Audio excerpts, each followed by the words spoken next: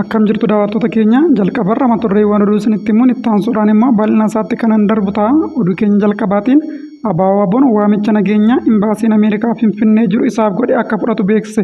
Rakkoon siyaasaa naannichaa mana murtiitti galeeraa jedhame. Oduu biraatiin immoo dhaabbanni mirga namoomaaf falmu Amnesty International mootummaan Itoophiyaa ogeeyyii fayyaa hojii dhaabanii jiran waliin marii hatattamaa akka gaggeessu warra hidhamanis akka hiikuu qabu gaafate. Akkam jirtu daawwattoota keenya oduu keenya guyyaa irraa keessatti mata dureewwan amma isiniif kaasee fi kan biroo bal'ina isaa kan dhageessan ta'a. Isin immoo chaanaalii keenya laayik, sheer, sabskiraayib gochuudhaan haga dhumaatti na waliin turan isiniin jedha. Abaaboon waamicha nageenya imbaasii Ameerikaa Finfinnee jiru akka fudhatu beeksise. Abaaboon ibsa baaseen yeroo kamiyyuu marii nageenyaaf kutannoo qabaachuu hime. Mootummaan marii nageenyaa qaqabeessaaf kutannoo akka hin qabne kan himu Abaaboon mootummaan afaaniin nagaa jechaa gochaan garuu sanaan faallaa karaa waraanaa qabatee deemaa akka jiru ibse. Mootummaan Ameerikaa bulchiinsa biyya mara gara marii nageenyaa qaqabeessaatti fiduuf dhiibbaa jabaa taasisuu akka qabu Abaaboon waamicha dhiyeesse. Imbaasiin Ameerikaa Finfinnee guyyaa kaleessaa ergaa gabaabaa maxxanseen hidhattoonni waboo marii nagaa mootummaa faana eegalan akka itti fufan, hidhattoonni faannoo ammoo kaayyoo qabatamaa fi nagaa qabeessa qabatanii gara marii nagaatti akka dhufan yaamicha dhiyeesse. Mootummaan Itoophiyaa ammoo haleellaawwan diroonii lammiilee ofii irratti raawwatu dhaabee gara furmaataa akka dhufu jechuudhaanis imbaasiin Ameerikaa Finfinnee jiru waamicha dhiyeesse. Imbaasichi boodarras maxxansa isaa irratti fooyya'insa taasiseetu jira. Mootummaan federaalaa haleellaawwan diroonii lammiilee ofii irratti raawwatu dhaabee gara furmaataa akka dhufu waamicha taasifna kan jedhu haqee mootummaan federaalaa furmaata walitti bu'insaan ala ta'e barbaaduu akka itti fufuu fi nageenya lammiileef dursa akka kennu waamicha taasifna kan jedhutti bakka buuse. Oduuttaanuun manneen murtii magaalaa Maqalee yaaddoo nageenyaa wal qabatee hojii dhaaban. Rakkoon siyaasaa naannichaa mana murtiitti galeeraa jedhame. Manneen murtii magaalaa Maqalee keessatti argaman akka lakkoofsa Itoophiyaatti caamsaa 11 bara 2017 irraa eegalee hojii dhaabaniiru. Qaamoleen haqaa kanneenis hojii dhaabuu isaaniitiif akka sababaatti kan isaan himatan nageenyi keenya balaadhaaf saaxilameeraa kan jedhudha. Yakkoota ciccimoo naannichatti raawwataman ilaaluu fi murtii haqa qabeessa kennuudhaaf nageenya isaanii wabii fi eegumsa waan hin qabneef qaamni dhimmi ilaallatu furmaata akka nuuf kennu barbaanna jechuudhaanis gaafatan. Itti aanaan pirezidaantii mana murtii giddu galeessaa magaalaa Maqalee obbo Siyekeediin Gabra-Egzaabeer akka jiranitti sababni hojii dhaabuu isaanii inni guddaa rakkoowwan duraanii hagammaatti harkifatanidha jedhan. Hagammaatti hojjechaa kan turre rakkoolee jiran dandeenyeeti kan jedhan Siyekeediin kanaan duras rakkooleen kunneen hedduun hin turre jechuu miti jedhan. Rakkoon amma mudachaa jiru rakkoo jiraachuu fi jiraachuu dhabuu isaaniin kan wal qabatu waan ta'eef hojii dhaabuu isaanii ibsuudhaan sochii manaa gara hojiittii fi hojiirraa gara manaa taasifnu wabii nageenyaa fi eegumsi nuuf haa kennamu jechuudhaanis gaafatan. Abbaan alangaa magaalattii keessa hojjetan maqaan isaanii akka hin eeramne gaafatan tokkos wal dhabdeen siyaasa naannicha keessatti mudate mana murtiitti galeera jechuudhaan Addis Istaandarditti himan.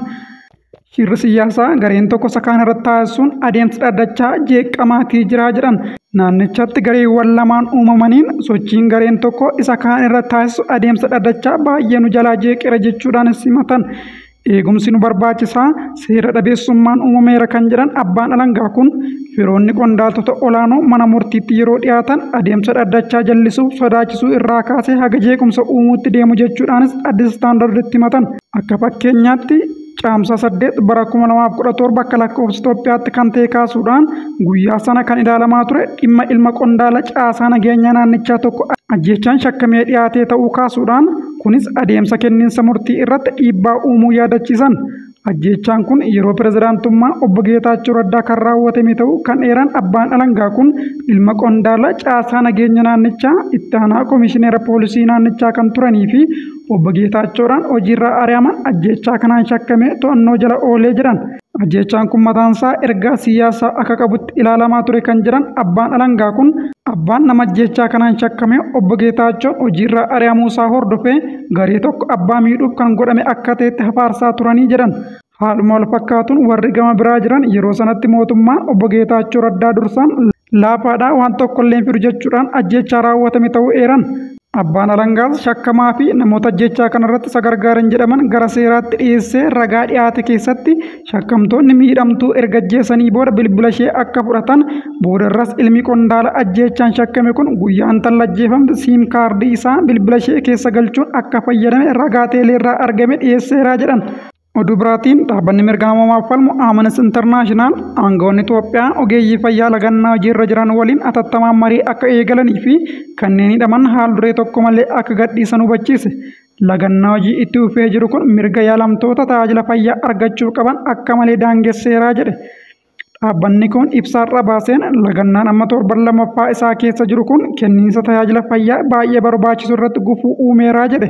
Daayireektarri naannawa bahaa fi kibba Afrikaa Amnesty International Tigeeree Chaaguutaa mootummaan rakkoo kana daran dheeressuun qabu jechuun cimsanii dubbatan. Mootummaa fi ogeeyyii fayyaa wal dhabdee uume kana furuu marii gaggeessuu qabu jechuudhaan Amnesty International itti dabaluunis dararaa fi doorsisni ogeeyyii fayyaa irratti raawwatamu akka dhaabbatu kan gaafate yoo ta'u, hojjettoonni fayyaa lagannaa kanaa wal qabatee hidhaman hunda haal duree tokko malee akka gadhiifaman gaafate.